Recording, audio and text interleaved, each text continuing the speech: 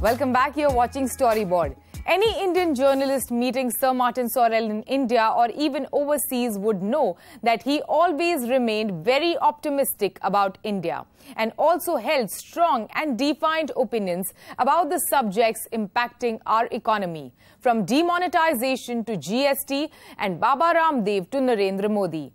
He would often say he loved India because the rest of the world was a tough place. How much? Well, let's take a look.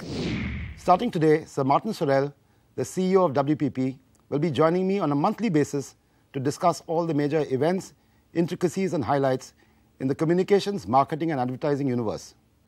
Today, Sir Martin is in WPP's London headquarters. To begin with, Sir Martin, your reactions to the Twitter IPO price. I mean, it's very difficult to comment on the Twitter price, IPO price. I mean, IPOs are prepared a long time in advance. The IPO issuers are advised by, usually, it's not unlike the Google IPO, which was on a bidding system. They're advised by very clever and insightful advisors like Goldman Sachs and others. And I'm sure that the market made a sensible decision. But when you look at it, as maybe you or I look at it, revenues, operating profits, or lack of profits, obviously and multiples of revenue. I mean, I really wish that WPP was selling on the market at the multiple of revenues that Twitter has. But obviously we don't have the compound growth rate that Twitter has. But we certainly have more profitability, thank goodness. So it is difficult. It is difficult to get your mind round that sort of valuation when you look at it on a revenue multiple, when you look at it on a operating profit multiple where there isn't an operating profit because it's still making losses. And I think the loss widened actually, if I remember rightly, just prior to the IPO in the third quarter. So it is difficult using a conventional mind like mine to get your mind around it. Having said that, we live in unconventional times and we live in different times, and I don't want to be labelled as an elephant, despite the fact I'm talking to you in India. I don't want to be labelled as an elephant or an ostrich. And we obviously see other things happening elsewhere in the world where valuations are extravagant if you look at it with old eyes or the usual criteria.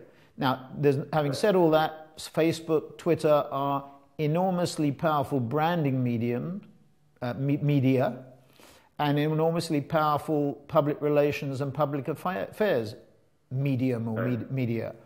And I think you have to look at it contextually. So I look at Google as being primarily search, mobile search and video, and that's very powerful.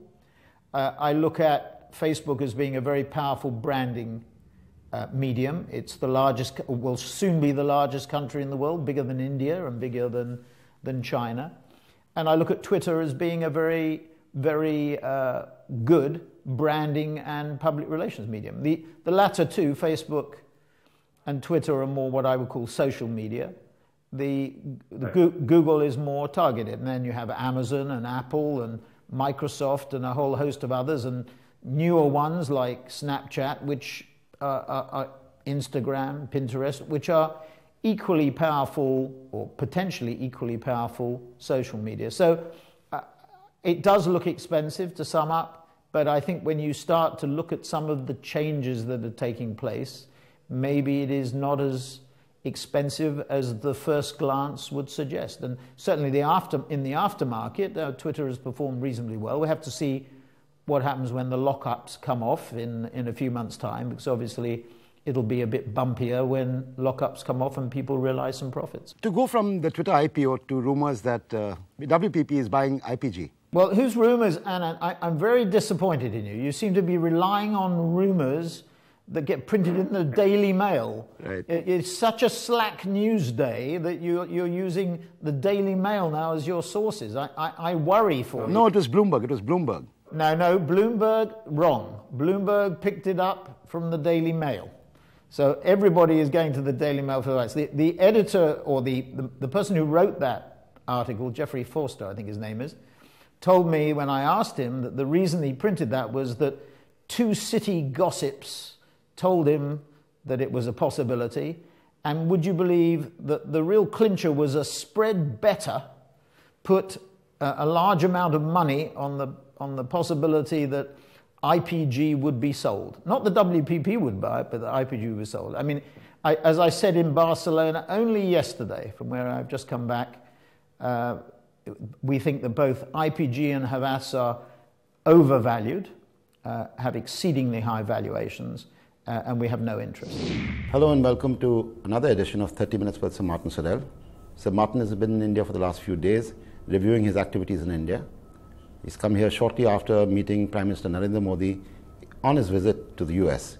Let's hear what he has to say. Sir Martin, thank you for talking to us, as always. Good to be here, Anna. So, touch upon a subject you've spoken about 3 years ago with me, which is the need for marketers to sort of decentralize their offices. Well, globalize and localize. Because power is moving to the center, whether people like it or not, but also power, I think, should be devolved to local markets. I mean, it may sound a bit paradoxical, but I think it's true.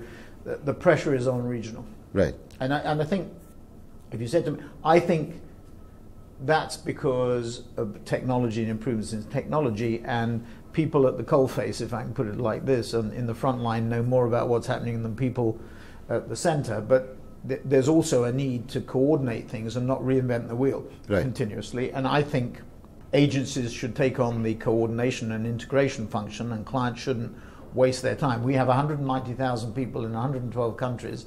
You know, we're in the ideal position to try and manage and help clients manage at a time when growth is tepid, GDP growth is tepid, inflation is low, therefore there's very little pricing power. Right. There are disruptors, there are these zero-based budgeters out there, and the activist investors who are forcing our clients to drive down costs. And that's the reason why that regional sort of band or layer is being squeezed. I remember Jeff Immelt at GE saying at a Microsoft conference a couple of years ago that regional stop things coming down and stop things going up. They have the power to say no rather than the power to say yes.